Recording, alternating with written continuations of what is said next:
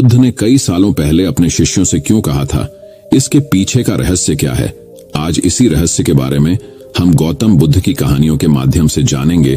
तो बिना देर किए चलिए उन कहानियों की शुरुआत करते हैं। पहली कहानी दोस्तों, बहुत समय पहले की बात है। एक शहर में एक आदमी रहता था।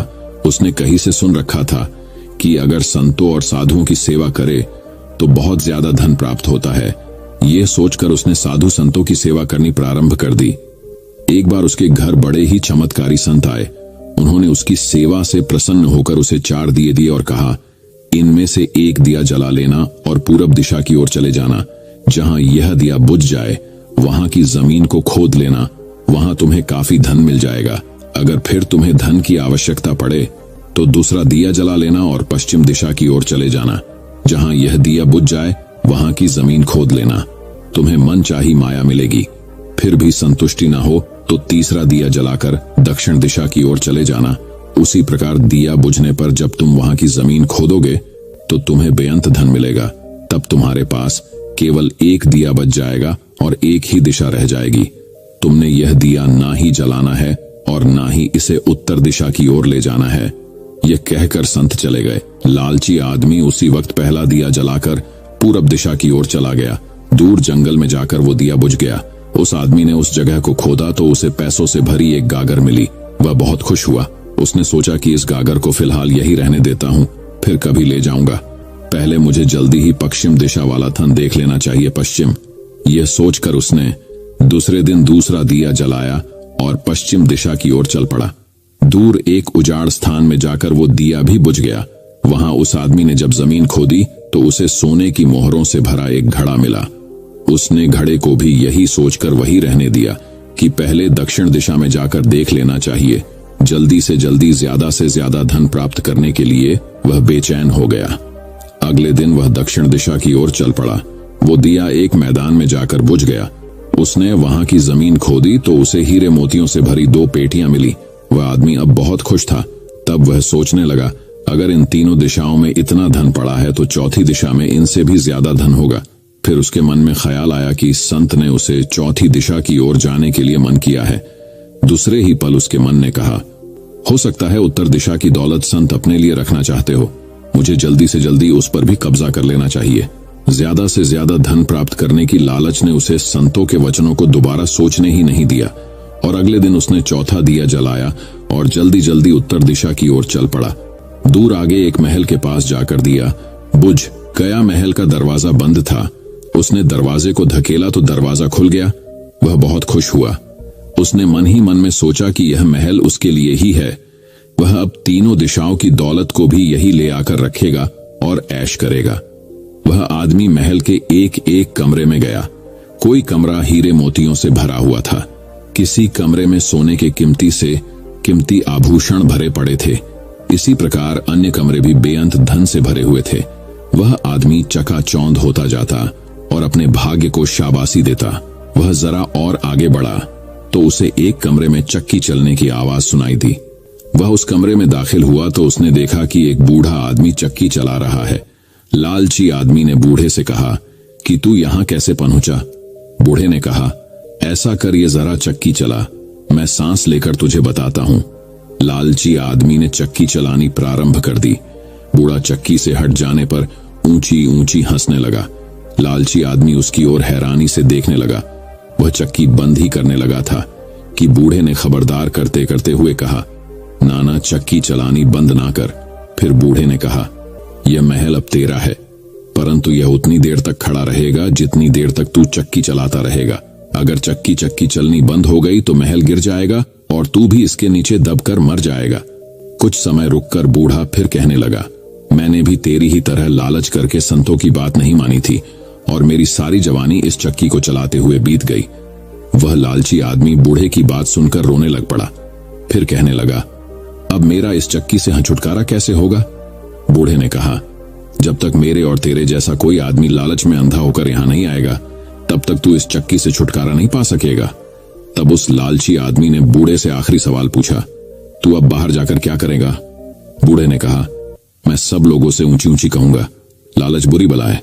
तो चलिए दोस्तों, अब गौतम बुद्ध की दूसरी कहानी की शुरुआत करते हैं। दूसरी कहानी, लोगों का झूठ पकड़ना सीखो सिर्फ 1 मिनट में। गौतम बुद्ध की कहानी। एक गांव में धनी चंद नाम का एक व्यापारी रहता था। उसकी गिनती शहर के अमीर व्यापारियों में होती थी, लेकिन अब वह केवल नाम का सेट रह गया था। उसका बिजनेस बंद होने की कगार पर आ गया था। बिजनेस में हुए घाटे की वजह से उस पर लोगों का बहुत ज्यादा कर्जा पड़ गया था। उसके दिन अब गरीबों की तरह कट रहे थे और उसकी हालत का कारण उसका स्वभाव था। वह बहुत ही शांत सद्भाव, शांत स्वभाव वाला व्यक्ति था। वह दूसरों की बातों पर बहुत जल्दी यकीन कर लेता था, इसलिए उसे मूर्ख बनाना बहुत आसान था। चतुराई उसके अंदर थी ही नहीं। लोगों ने उसके सरल स्वभाव का फायदा उठाकर उसे इस हालत में पहुंचा दिया था। उसके कुछ चतुर दोस्तों, रिश्तेदारों और अन्य व्यापारियों ने उसके खिलाफ साजिश रचकर उसे अपनी चिकनी चुपड़ी बातों में ऐसा फंसा लिया कि उसका बिजनेस बंद होने की कगार पर पहुंच चुका था।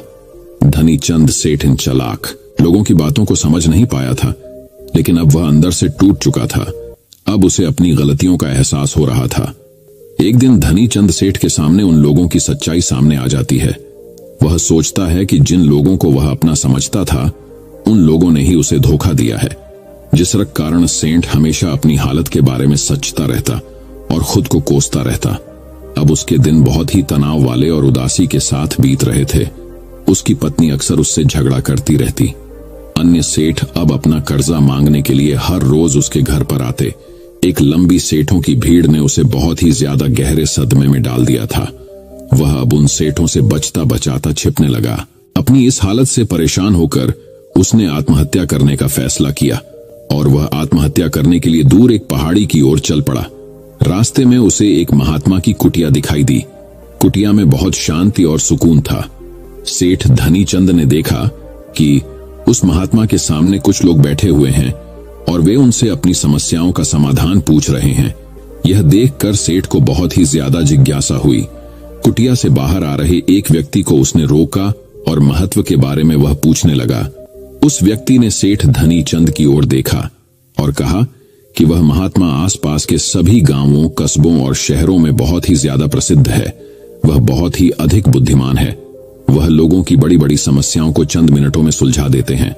वह लोगों के मन की बात जानने और उनके झूठ को पकड़ने में माहिर है, क्योंकि उन्होंने मानव स्वभाव के बारे में गहराई से अध्ययन किया है और इसे समझने में उन्होंने महारत हासिल की है।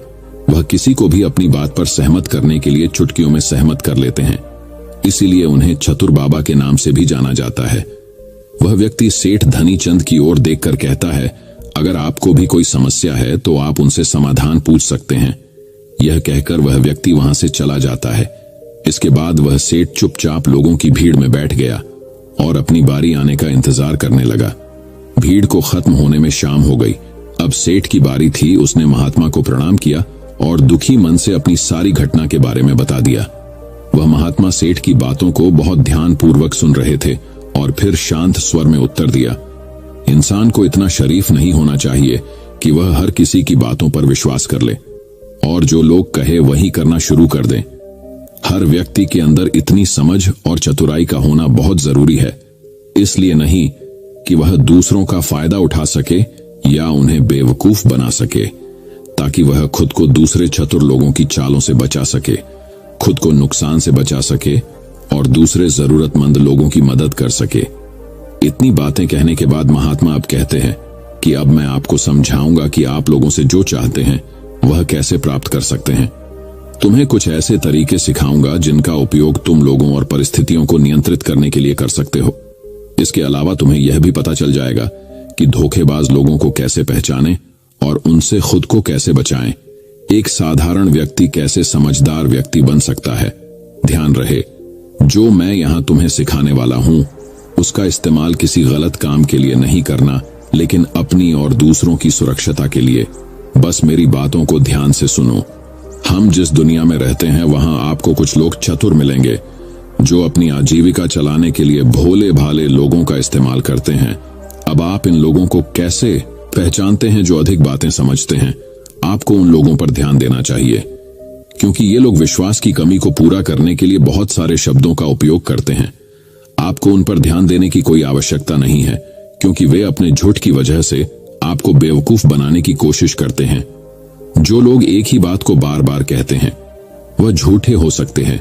ऐसे लोगों के पास कई उदाहरण हैं, ताकि आप उनकी चिकनी चुपड़ी बातों पर भरोसा कर सके। जिस व्यक्ति से आप बात कर रहे हैं उसे जानने का असली तरीका यह है कि आपको वह जो कुछ भी कहते हैं उसे एक बार दोबारा अवश्य सुने। जिस तरह से वे अपनी कहानी सुनाते हैं उससे आपको पता चल जाएगा कि वह सही है या नहीं। दूसरी बात, यदि आप किसी ऐसे व्यक्ति को जानते हैं जो दूसरों से झूठ बोलता है तो आप उस पर कभी भी भरोसा ना करें, क्योंकि जो व्यक्ति दूसरों से झूठ बोलता है वह निश्चित रूप से आपसे भी झूठ ही बोलेगा। साथ ही आपको ऐसे लोगों से सावधान रहना चाहिए जो दावा करते हैं कि उनके पास पहले बहुत पैसा था जो अब कम हो गया है, जिससे पता चलता है कि जिससे आप बात कर रहे हैं वह झूठ बोल रहा है। हाँ, ऐसा हो सकता है कि एक बार उसके पास पैसा था लेकिन अब वह है दिवालिया हो चुका है। बुद्धिमानी इसी में है कि ऐसे व्यक्ति को कभी भी पैसों से समझौता नहीं करना चाहिए। जो व्यक्ति खुद के पैसे को संभालने में कमजोर हो सकता है उस व्यक्ति से सलाह लेना बुद्धिमानी नहीं है। आपको ऐसे अयोग्य लोगों से भी सावधान रहने की आवश्यकता है, क्योंकि अगर कोई व्यक्ति महत्वपूर्ण चीजों की देखभाल करने में सक्षम नहीं है तो ऐसे लोग अपने बिजनेस या काम को संभाल नहीं सकते हैं। एक समझदार व्यक्ति अपनी जरूरी समस्याओं पर अधिक ध्यान देता है, बेकार की चीजों पर नहीं। एक और वह व्यक्ति जो हमेशा अपनी बात दोहराता है और बार बार कसम खाता है, वह व्यक्ति झूठा होता है। इसलिए ऐसे व्यक्तियों पर भी कभी भरोसा नहीं करना चाहिए। दूसरी ओर, अगर आप चाहते हैं कि कोई व्यक्ति आपके साथ अच्छा व्यवहार करे तो आपको हमेशा अपनी इच्छा के अनुरूप परिणाम मिलेंगे, जो कि गलत है। आपको हमेशा एक बात याद रखनी चाहिए कि लोग वही चाहते हैं जो उन्हें कभी नहीं मिल सकता। इसलिए अगर आप ऐसा चाहते हैं कि किसी काम को पूरा करने के लिए आप उसे बार बार करें और आप उसे हासिल कर सकते हैं जो खुद फायर नहीं जा सकता। इसके लिए तुम्हें 2 नियमों पर ध्यान देना होगा। पहला नियम, जिस व्यक्ति को आप अपने वश में करना चाहते हैं उसे वह दे जो वह चाहता है या फिर जिसे वह हासिल करना चाहता है। दूसरा नियम, उस व्यक्ति को तब तक देखें अब जब तक वह आपके नियंत्रण में आ जाता है। तो देखिए कितना दुख होता है जब आप उसे वह देना बंद कर देते हैं जो वह चाहता है। जब भी आपको लगता है कि वह आपको हल्के में ले रहा है, इसलिए जो आपने उसे दिया था उसे वापस लें। यह बात उस व्यक्ति को एक कमी और खालीपन का एहसास कराएगी, जिससे वह आपकी बात दोबारा सुनने को तैयार हो। तीसरा नियम, जब कोई व्यक्ति ऐसा व्यवहार करता है जैसे कि वह सब कुछ जानता है तो निश्चित रूप से आप एक ऐसे व्यक्ति से बात कर रहे हैं जिसमें बुद्धि की कमी है। सच तो यह है कि जो व्यक्ति यह मानता है कि वह कुछ नहीं जानता, वह अंततः सबसे बुद्धिमान होता है और जीतता है। यदि आप अपने आसपास के लोगों और स्थितियों पर नियंत्रण रखना जानते हैं तो सबसे अच्छा तरीका विनम्र और नम्र होना है। इससे पता चलता है कि आप बाहर के लोगों से झगड़ा नहीं करना चाहते हैं। अपनी शारीरिक भाषा को विनम्र रखें। एक बार जब लोगों को पता चल जाए कि आप बहुत कुछ जानते हैं, आपकी सफलता और विफलता का उपयोग आपके विरुद्ध किया जाएगा। आपकी असफलता पर आपका अपमान होगा और आपकी सफलता पर लोग आपसे नफरत करने लगेंगे। और जब आप लोगों के सामने यह दिखाते हैं कि आप सब कुछ जानते हैं तो लोगों को समझाने की तरकीब अधूरी रह जाती है। लोग आप पर उनका उपयोग करने का आरोप लगा सकते हैं और वे आपको अपनी योजना के साथ आगे बढ़ने का मौका दिए बिना ही मना कर देंगे। लोग हमारे निर्दोष, अज्ञानी और विनम्र होने के कारण हम पर संदेह नहीं करते हैं कि हम उनसे काम ले रहे हैं। जो व्यक्ति अपनी भावनाओं और जज्बातों को छिपाने में माहिर होता है वह दूसरे लोगों को आसानी से अपने वश में कर सकता है। जब लोगों को लगेगा कि आप विनम्र हैं और झगड़ालू स्वभाव के नहीं हैं, तो वे आगे आकर आपकी मदद करना चाहेंगे और शायद तब वे आपको अपने बारे में जानकारी देंगे जिसका उपयोग आप उन्हें नियंत्रित करने के लिए कर सकते हैं। और वे आपको यह सारी जानकारी देंगे क्योंकि उन्हें यकीन है कि आप उनसे नहीं लड़ेंगे। जो व्यक्ति यह मानता है कि उसके अंदर सुधार की गुंजाइश है तो उसके सफल होने की संभावना कई गुना बढ़ जाती है। व्यक्ति के अंदर विनम्रता इसलिए भी आती है क्योंकि वह सोचता है कि उसे बहुत कुछ सीखना है, लेकिन जो व्यक्ति यह सोचता है कि वह बहुत कुछ जानता है वह आसानी से मूर्ख बन जाता है। साथ ही एक गृहस्थ होने के नाते आपको इस बात पर भी ध्यान देना चाहिए कि आपका पैसा कहां जा रहा है और उस मेहनत की कमाई को तब तक खर्च न करें जब तक आपको उस पैसे के बदले में वह न मिल जाए जो आप चाहते हैं। इसका मतलब यह है कि अगर आप सामान लिए बिना पैसे देते हैं तो धोखा मिलने की संभावना बढ़ जाती है। ऐसा भी हो सकता है कि अगर किसी ने आपका पैसा पहले ही ले लिया है तो वह अपना वादा नहीं निभाएगा। इसलिए सुरक्षित रहने के लिए उस व्यक्ति को पैसे देने से पहले सावधानी बरतें। जो चीज आप उससे पाना चाहते हैं उसे प्राप्त करें। चौथा नियम, लोगों को समझाने का सबसे अच्छा तरीका यह जानना है कि आप किसका मन बदल सकते हैं और किसका नहीं। यह 100% सत्य है कि आप किसी के मन को अपने अनुसार तब तक नहीं चला सकते जब तक वह आपको पसंद न करता हो। इसीलिए जो लोग आपको पसंद करते हैं और आपका सम्मान भी करते हैं, उन्हें अपने तरीके से चलाने की कोशिश करें। लेकिन सही चीजों के लिए इस बात का ध्यान रखें, यदि आप किसी ऐसे व्यक्ति के मन में हेर फेर करने का प्रयास करते हैं जो आपको पसंद नहीं करता है, तो ऐसे में आपका सारा समय और धैर्य बर्बाद हो जाएगा। इसके अलावा जब भी आप ऐसे व्यक्ति को बदलने की कोशिश करेंगे तो वह आपसे बहस करेगा। चाहे आप कुछ भी करें, आप कभी भी ऐसे व्यक्ति के मन को नहीं बदल पाएंगे। आपको अपनी बहस शुरू होने से पहले ही प्रयास करना बंद कर देना चाहिए और याद रखना चाहिए कि केवल आप ही उन लोगों को बदल सकते हैं जो आपको पसंद करते हैं और आपका सम्मान करते हैं। इसलिए यदि आप किसी को बदलना चाहते हैं, सबसे पहले उसके साथ अच्छे संबंध स्थापित करें और इससे दोस्ती करें। इतना कहकर महात्मा कुछ देर रुके और फिर आगे कहने लगे, अब मैं तुम्हें कुछ ऐसी तरकीबें बताऊंगा जिनका प्रयोग करके चतुर और धोखेबाज लोग दूसरों को मूर्ख बनाते हैं और उनका गलत इस्तेमाल करते हैं। पहला तरीका, जब किसी चतुर व्यक्ति को अपना काम निकालना होता है तो वह अपने इरादे पूरी तरह छिपा कर रखता है, अर्थात वह झूठ बोलता है, सबसे महत्वपूर्ण बात छिपाता है और केवल उतना ही कहता है जितना वह चाहता है। दूसरा तरीका, एक व्यक्ति जो चतुर है, दूसरों को गुमराह करना चाहता है, वह जितना संभव हो उतना ध्यान अपनी ओर आकर्षित करना चाहेगा, क्योंकि इस तरह वह किसी समूह का सबसे महत्वपूर्ण हिस्सा बन सकता है, दूसरे लोगों को गुमराह कर सकता है या अपने फायदे के लिए आपके कमरे का इस्तेमाल कर सकता है। तीसरा तरीका, जो व्यक्ति लोगों को गुमराह करता है वह अच्छी तरह से जानता है कि लोगों की भावनाओं के साथ कैसे खेलना है। वह अलग अलग मौकों पर अपने लाभ के अनुसार अलग अलग भावनाएं व्यक्त करता है, लेकिन केवल दिखावा करने के लिए। कभी कभी वह बहुत क्रोधित होगा, कभी कभी वह बहुत विनम्र होगा, कभी कभी वह बहुत मिलनसार होगा और कभी कभी वह बहुत उदास रहेगा। जिस व्यक्ति से उसका काम निकलेगा वह उसके साथ वैसा ही व्यवहार करना शुरू कर देता है। चौथा तरीका, धोखेबाज व्यक्ति सिर्फ अपने लिए सभी की सहानुभूति पाने की कोशिश करता है। सभी उसे सबसे गरीब समझते हैं। उसे इस बात से कोई फर्क नहीं पड़ता कि आपकी समस्या कितनी बड़ी है। आपको हमेशा यह महसूस कराएगा कि उसकी समस्या आपसे बड़ी है और वह आपसे ज्यादा परेशानी में है। इसलिए आपको उस पर दया करनी चाहिए और उसकी मदद करनी चाहिए। पांचवा तरीका, एक चतुर व्यक्ति जो आपको नियंत्रित करना चाहता है, उसकी अपनी इच्छा के अनुसार आपको यह सोचने पर मजबूर कर देगा कि वह आपके जीवन का सबसे महत्वपूर्ण व्यक्ति है, आप इसके बिना काम नहीं कर सकते। लेकिन वास्तव में ऐसा नहीं होता है। वह आपको सिर्फ यह आश्वासन देता है कि आप उसके बिना जीवन की कल्पना नहीं कर सकते हैं। इस तरह जितना अधिक आप उन पर निर्भर होते जाते हैं, उतना ही अधिक उनका आप पर नियंत्रण बढ़ता जाता है और वे आपसे अपना काम करवा लेते हैं। छठा तरीका, एक चतुर व्यक्ति हमेशा यह कोशिश करता है कि किसी भी बड़े काम का श्रेय हमेशा उसे ही मिले। तारीफ तो उसकी ही होनी चाहिए, चाहे कोई कुछ भी करे, लेकिन तालियां सिर्फ उसके लिए है। इसलिए वे ज्यादा से ज्यादा लोगों का ध्यान अपनी ओर आकर्षित करना चाहते हैं। अधिक से अधिक लोगों को अपने साथ जोड़ने के लिए चतुर लोग अक्सर सबसे कठिन काम दूसरों को सौंप देते हैं और आसान काम अपने पास रख लेते हैं, लेकिन सारे काम का श्रेय खुद लेने की कोशिश करते हैं।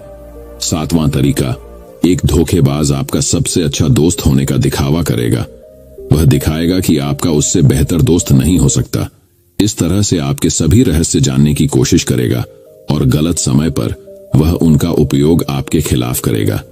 इसलिए अपने रहस्य बताने से पहले 10 बार सोचें, क्योंकि दुनिया में सबसे खतरनाक चीज एक धोखेबाज दोस्त है। इसलिए यह पहचानना सीखें कि कौन दोस्त है और कौन नहीं। आठवां तरीका, अधूरी जानकारी दे। एक धोखेबाज व्यक्ति आपको केवल उतनी ही जानकारी देगा जितनी वह आपसे जानना चाहता है। कारण, क्योंकि वह चाहता है कि आप सिर्फ ये बातें जाने, वह कभी भी आपके साथ पूरी बातें साझा नहीं करेगा। वह सबसे महत्वपूर्ण चीजें छिपाएगा ताकि समय आने पर वह उनका उपयोग कर सके और सारा श्रेय ले ले या अपना काम पूरा करवा सके। 9वां तरीका, एक चतुर व्यक्ति कभी भी अपनी बात पर कायम नहीं रहेगा। समय आने पर वह अपनी बात से मुकर जाएगा। इसका कारण कुछ भी हो सकता है। या तो वह चाहता है कि आप ऐसा न करें, या वह जानबूझकर ऐसा कर रहा है, यह उसकी इच्छा पर निर्भर करता है। 10वां तरीका, वे ऐसा दिखावा करते हैं जैसे उन्हें कुछ भी पता नहीं है। वे सबसे निर्दोष हैं, हालांकि उन्हें उस समय उस घटना के बारे में सब कुछ पता है, लेकिन फिर भी वे आपके मुंह से सब कुछ सुनना चाहेंगे, क्योंकि कल को अगर उनके मुंह से कुछ ऐसी बात निकल गई जो नहीं कहनी चाहिए थी, तो वह आपका नाम ले सकते हैं कि उसने मुझे बताया, या वे निर्दोष बने रहे ताकि वे अपनी जिम्मेदारियों से बच सकें। जितना उन्हें मिल सकता था उससे अधिक काम के बोझ से दूर रहें। वे जानबूझकर ऐसा करते हैं ताकि कोई उन पर ध्यान न दे और वे महान चीजों से बच सकें। 11वां तरीका, दूसरों पर उंगली उठाना या दोष देना। एक चतुर व्यक्ति हमेशा अपने हाथ खाली रखना चाहेगा, अर्थात उसे कोई कड़ी मेहनत या अधिक जिम्मेदारी नहीं निभानी पड़ेगी, इसलिए वह दूसरों पर उंगली उठाता रहता है कि मुझे यह काम ठीक से नहीं आता। वह इस बात को भली भांति जानते हैं। यह दूसरी स्थिति ये आती है कि कहीं न कहीं उनकी पोल खुल जाती है या इज्जत सामने आ जाती है, फिर भी वे अपनी गलती का दोष दूसरों पर डाल देते हैं। 12वां तरीका, एक धोखेबाज हमेशा झूठी तारीफ करेगा। वह केवल वही कहेगा जो दूसरा व्यक्ति उससे सुनना चाहता है, और वह ऐसा तब तक करेगा जब तक उसका काम पूरा ना हो जाए। इसके बाद वह लोगों के सामने उसी व्यक्ति की आलोचना करेगा। तो दोस्तों चलिए बढ़ते हैं हमारी तीसरी कहानी की तरफ। दोस्तों, बहुत दिन पहले की बात है। एक छोटा सा नगर था, उसमें रहने वाले लोग बड़े दिल वाले थे। ऐसे न्यारे नगर में 4 मित्र रहते थे। वे छोटी उम्र के थे, पर चारों के विचारों में बड़ा मेल था।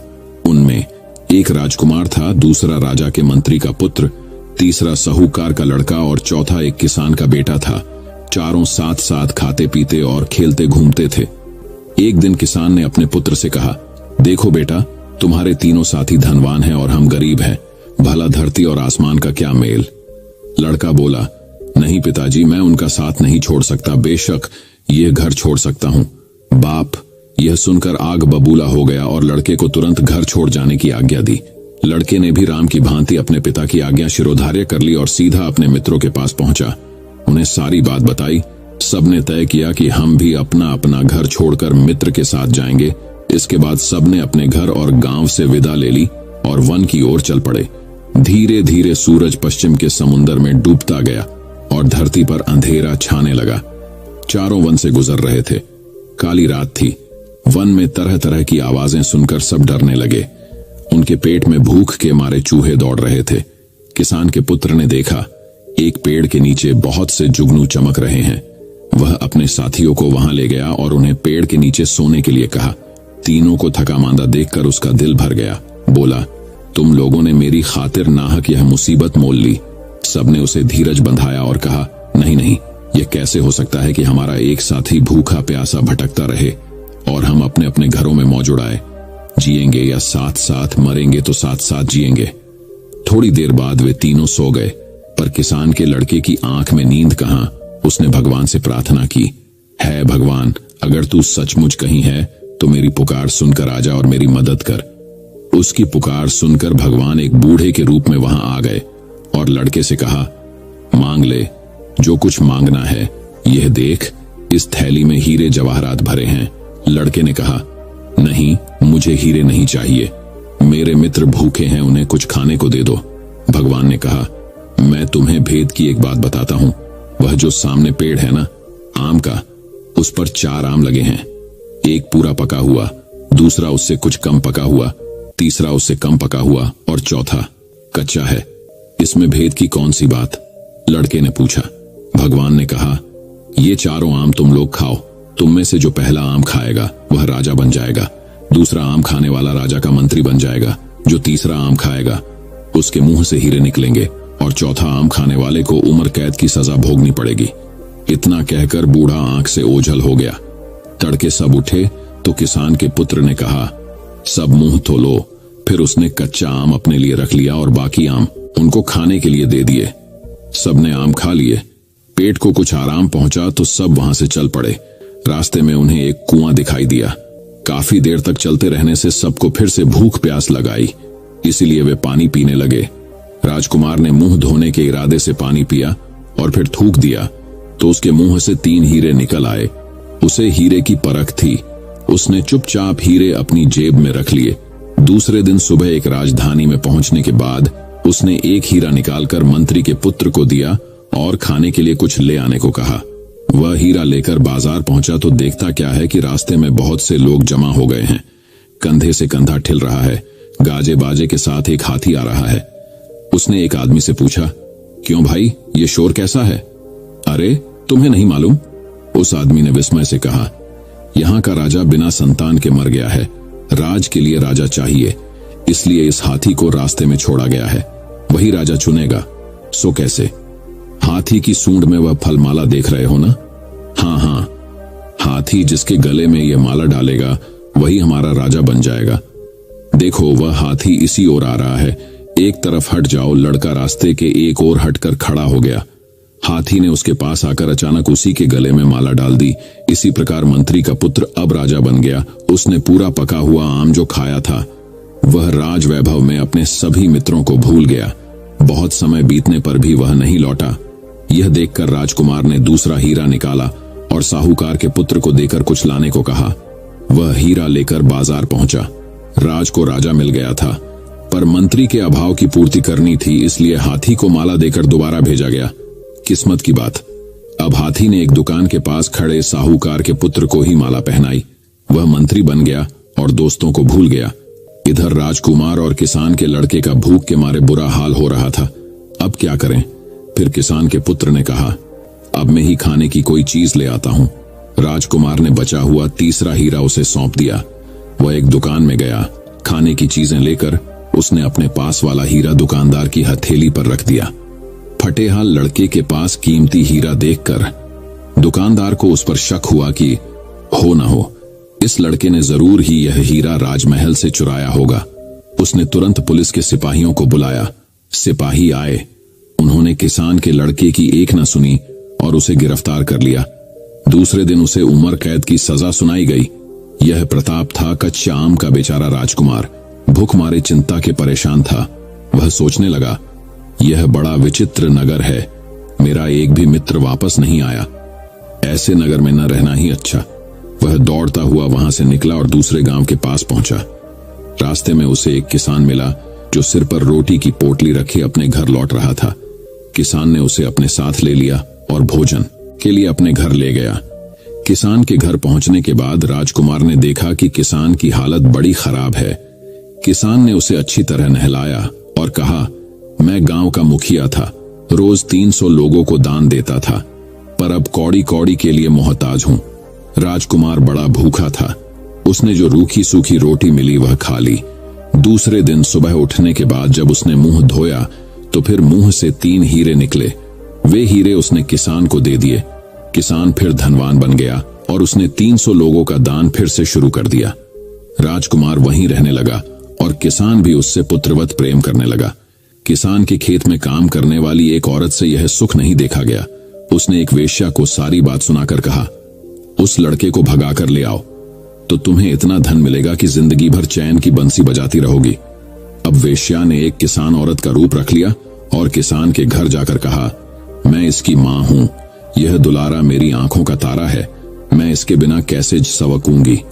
इसे मेरे साथ भेज दो। किसान को उसकी बात जंच गई। राजकुमार भी भुलावे में आकर उसके पीछे पीछे चल दिया। लेकिन घर आने पर वेश्या ने राजकुमार को खूब शराब पिलाई। उसने सोचा, लड़का उल्टी करेगा तो बहुत से हीरे एक साथ निकल आएंगे।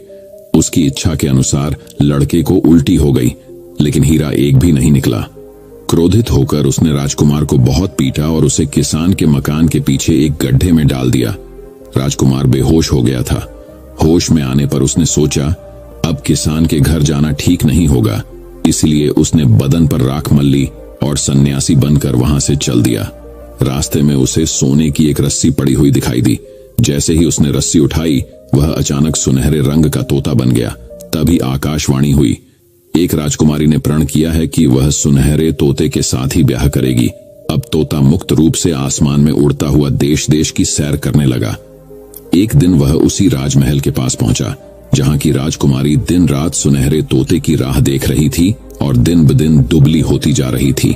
उसने राजा से कहा, मैं इस सुनहरे तोते के साथ ही ब्याह करूंगी। राजा को बड़ा दुख हुआ कि ऐसी सुंदर राजकुमारी एक तोते के साथ ब्याह करेगी। पर उसकी एक न चली। आखिर सुनहरे तोते के साथ राजकुमारी का ब्याह हो गया। ब्याह होते ही तोता एक सुंदर राजकुमार बन गया। यह देखकर राजा खुशी से झूम उठा। उसने अपनी पुत्री को अपार संपत्ति, नौकर चाकर, घोड़े और हाथी भेंट स्वरूप दिए। आधा राज्य भी दे दिया। जब नए राजा रानी अपने घर जाने निकले, तब राजा पहले गांव के मुखिया किसान से मिलने गया, जो फिर गरीब बन गया था। राजा ने उसे काफी संपत्ति दी, जिससे उसका 300 का दान कार्य फिर से चालू हो गया।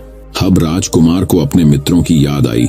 उसने पड़ोस के राज्य की राजधानी पर हमला करने की घोषणा की, पर लड़ाई आरंभ होने से पहले ही उस राज्य का राजा अपने सरदारों मुसाहिबों सहित राजकुमार से मिलने आया। उसने अपना राज्य राजकुमार के हवाले करने की तैयारी बताई।